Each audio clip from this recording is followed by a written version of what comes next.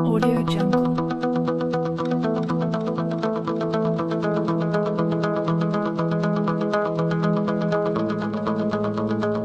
Audio Jungle. Audio Jungle.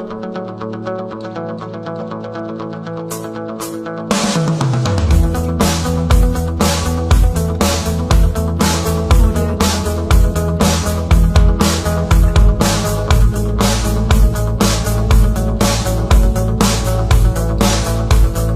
Audio Jungle.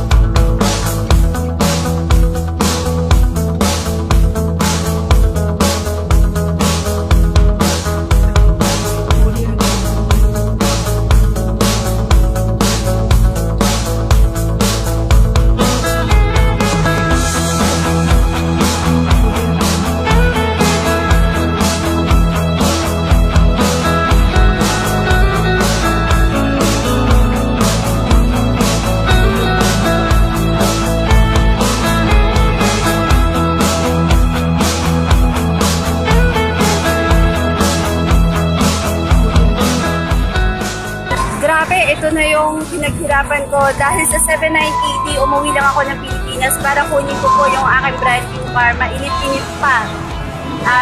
Ako nga, bago ang lahat, ako nga pala si Juliet Camansay under AIM Lion International, M Panther, and Tingle International Singapore. Guys, masasabi ko lang,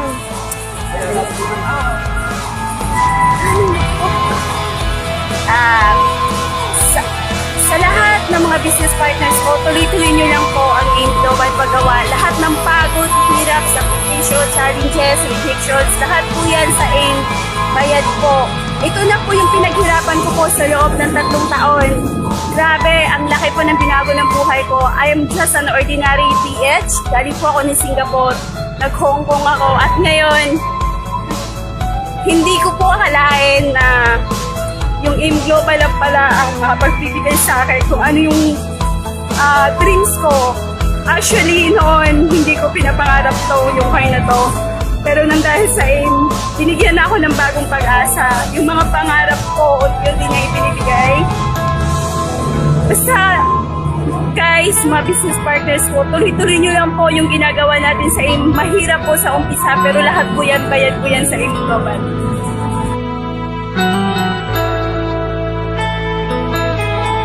Audio Jungle.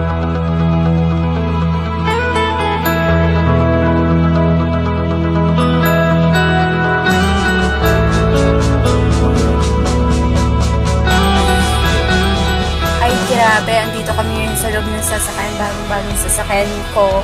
Ang sarap pala talaga na may sasakyan. Hindi ka na makapaghabulan sa traffic. Nasa loob ka, naka-aircon. Lahat na mapupuntahan mo. Grabe, kayang-kaya mong puntahan.